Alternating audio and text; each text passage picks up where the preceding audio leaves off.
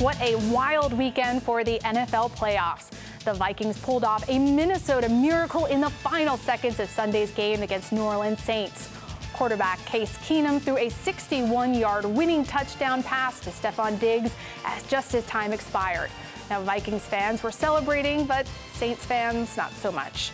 This fan decided to take out the loss on his TV. Yep, that 61-inch television he's throwing here seems like a waste, and as a recovering lawyer, I will tell you also somewhat of a liability. CBS Sports writer and the host of Reiter Than You, Bill Reiter, is here to talk to me about this and so much more. All right, Bill, let's start with this game in Minnesota. Saints fans are having a tough time. You see the headlines here on this newspaper. It's expletive, expletive, expletive. What do you make of all this as you're watching it go down? Truer words were never spoken by a fan base that had their hearts crushed. That was literally in a sport that has delivered amazing moment after amazing moment in the playoffs the last 2 or 3 years, Paula. The most ridiculous, remarkable, game-changing moment I think we've ever seen. Vikings fans have been cursed for years. It's usually missed field goals. They march down, they score a field goal. Drew Brees leads the Saints right back. That is the most ridiculous final play we've ever seen in the NFL, and Vikings fans have every right to be celebrating. Saints fans, even if it's a little bit of a liability, have every right to be throwing things out the window. That was an incredible ending. No, Minnesota, they needed a miracle to beat the Saints. They face the Eagles next week, who also had some last-second heroics to beat the Falcons. Now, the Vikings are the favorite to win. What do you think? Yeah, it's a really interesting game because these are the top two teams in the NFC, but the Eagles were the underdogs because Nick Foles is the QB with Carson Wentz injured in this last game, so they pulled the sort of strange upset at home. They're the home team again. Foles looked pretty good. He was shaky early on. He had a lot of nerves. They figured it out. Their defense is great.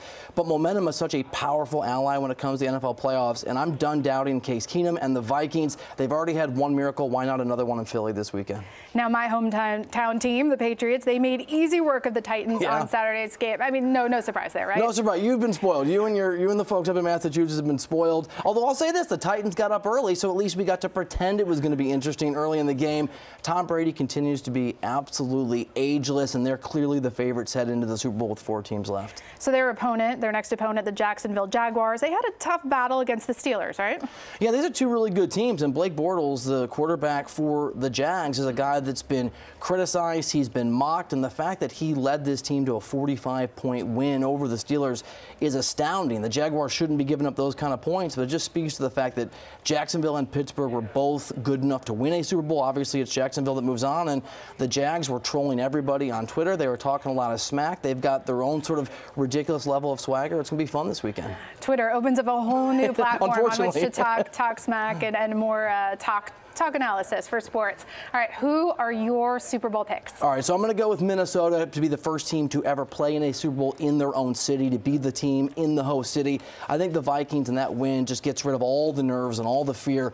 The AFC is a little bit different. I know I'm supposed to take Tom Brady. I'm supposed to take the Patriots, your team.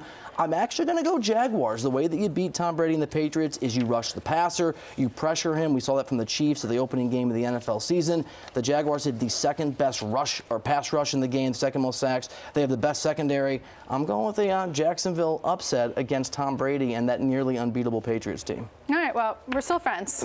Barely, I know, but I could be wrong. We'll talk smack on Twitter. Well, yes, exactly. I'll tweet some haterade at you. All right, Bill Reiter, thank you so much for joining us and helping us break down this wild weekend in sports. You bet. Happy to.